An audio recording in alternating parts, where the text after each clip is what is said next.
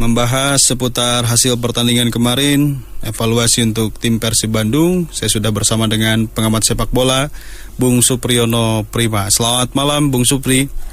Malam, Iqbal. Baik, Bung Supri, akhirnya Piala Menpora selesai dilaksanakan. Dari gelaran Piala Menpora juga kita lihat beberapa pemain yang muncul dengan bermain dengan baik. Ya, ada pemain muda dari PSIS, beberapa striker muda juga seperti striker PS Sleman ya. Anda banyak sekali nih pemain-pemain yang muncul dan memberikan permainan terbaiknya. Tapi dilihat dari kompetisi kemarin, Bung Supri, khususnya untuk Persib Bandung nih, karena yang jadi sorotan juga Persib Bandung kita malam hari ini akhirnya belum bisa menjadi juara Piala Menpora. Kekecewaan tentu saja muncul dari bobotoh ya, terutama di Bandung juga kejadian-kejadian sampai menyerang Geraha Persib.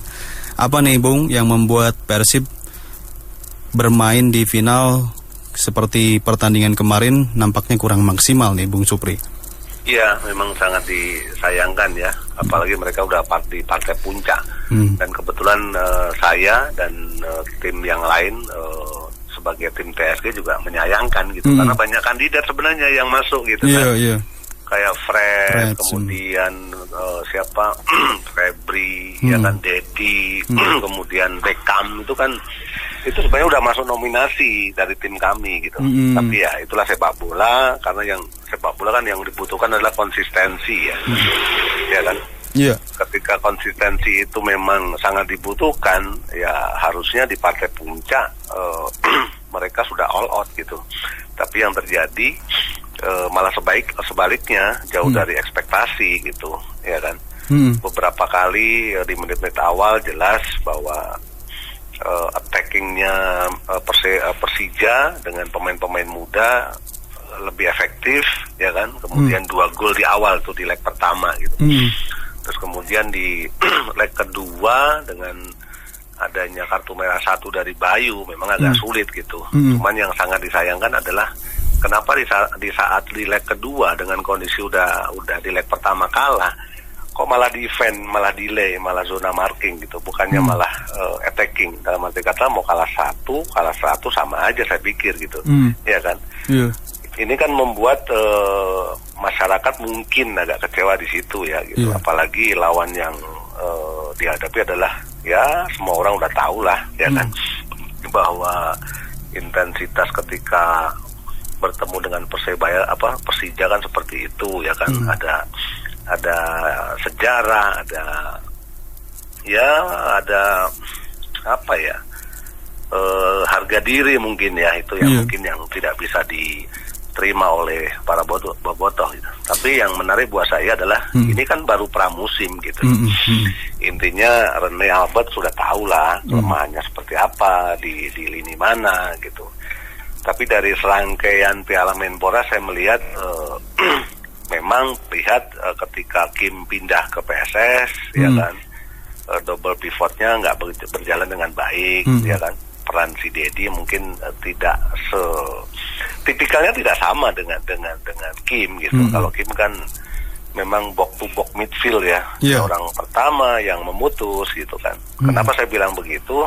2 gol yang terjadi ketika di leg pertama final melawan Persija itu jelas 2 double pivotnya ataupun 1 pivot yang diisi oleh Fasad Nur ataupun Dedi memang nggak begitu berjalan gitu. Terus kemudian fullbacknya juga Supardi mungkin udah masa emasnya udah selesai ya kan. Nah tinggal pemain-pemain muda nih ya kan, karena selama ini kita ketahui bahwa Persib itu selalu tidak hanya mengandalkan Febri, Fred gitu, tapi 2 fullback selalu membantu untuk melakukan overlap kemudian crossing gitu. Baik.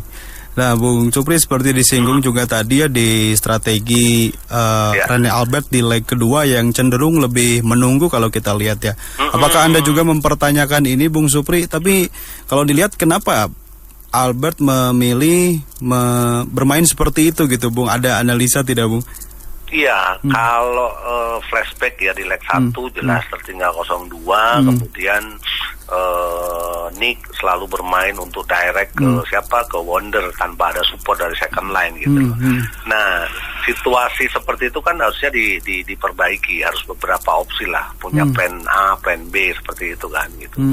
Nah di sisi lain juga disiplin taktiknya Persija lewat komando clock, mereka defense-nya begitu rapi, begitu baik ya kan, organisasi mereka compact defense-nya udah luar biasa gitu.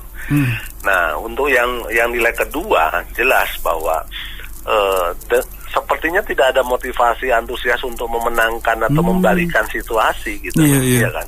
Mereka menyerang, kemudian deadlock, ya kan, terputus tanpa kombinasi play, mereka malah retreat turun setengah lapangan.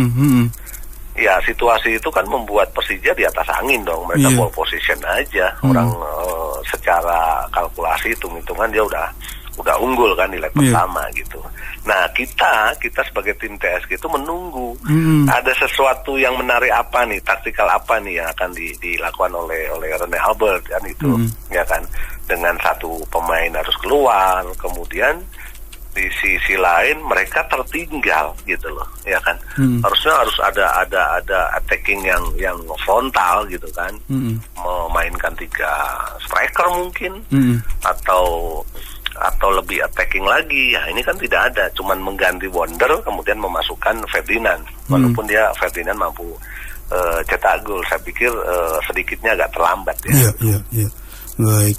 Jadi memang strategi bermain di leg kedua Robert Rene Albert juga kita semua agak bingung juga ya, kenapa seperti itu padahal seharusnya bisa menekan. Baik. Betul. Apalagi komposisi setiap individu sebenarnya nggak jelek-jelek amat, tim-tim pemain-pemain pilihan semua gitu kan. Gitu.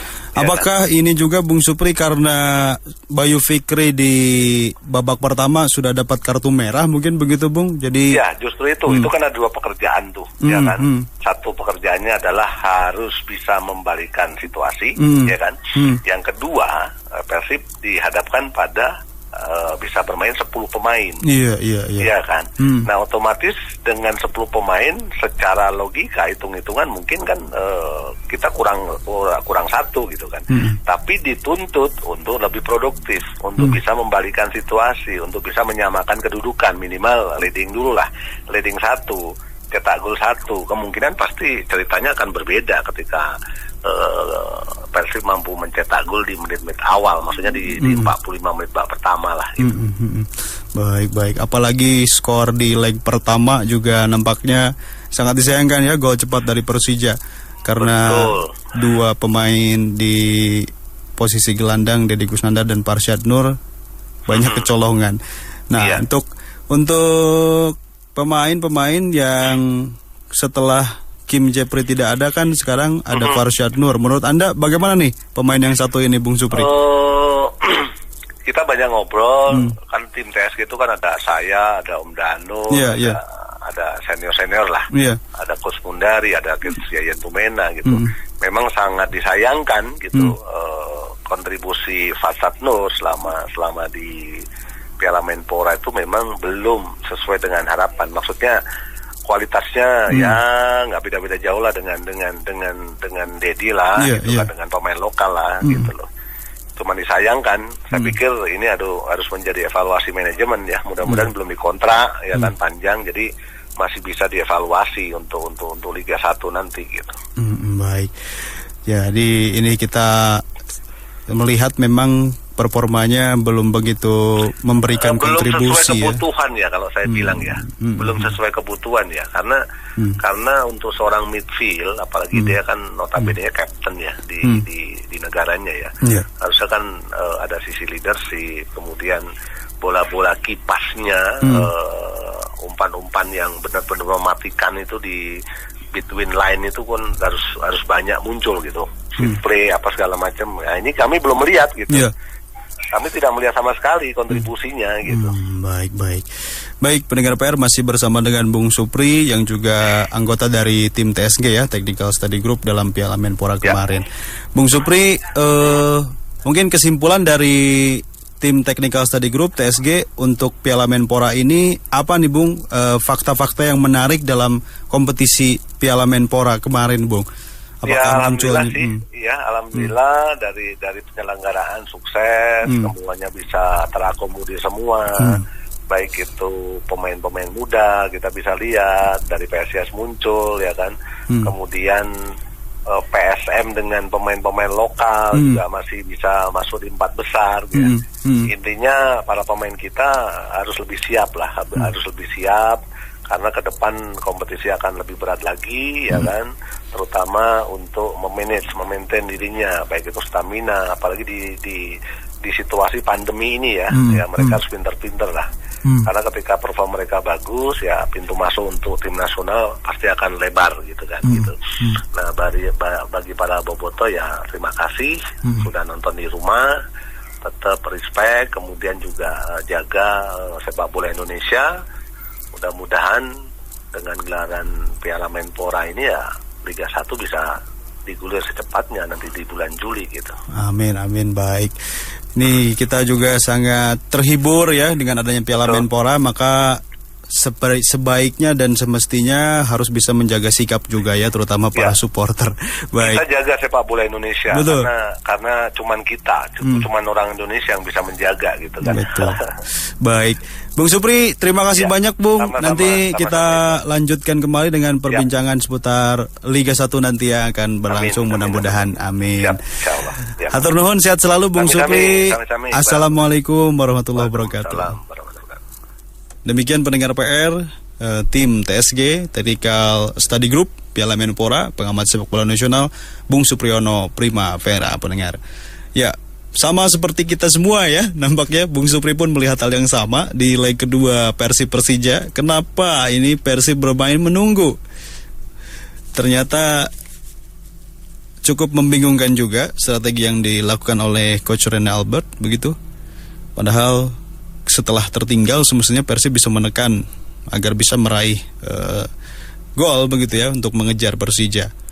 Juga di lini tengah ini yang menjadi sorotan penting untuk Persib Bandung, karena sejauh ini peran dari Deddy Kusnandar hanya bermain sendiri saja begitu ya. Berbeda ketika ada Kim Jepri, antara Deddy dan Kim saling mengisi.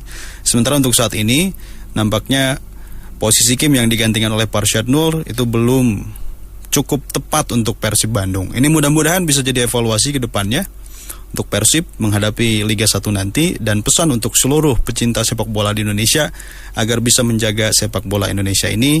Mudah-mudahan Liga 1 dimulai, Liga 2 juga ya. Liga 2 juga menarik pendengar PR, karena kalau kita lihat di media, di berita-berita, Raffi Ahmad juga punya klub Liga 2 ya. Ada Rans Cilegon FC, ada Christian Gonzalez, terus Syamsir Alam, pendengar PR. Ini tidak hanya Liga 1, Liga 2 juga nampaknya akan seru nanti. Makanya hal-hal seperti kecewa terlalu berlebihan, kemudian akhirnya anarkis, sepertinya tidak perlu ya pendengar ya. Karena ya namanya juga game gitu, sepak bola ya. Cukup pada saat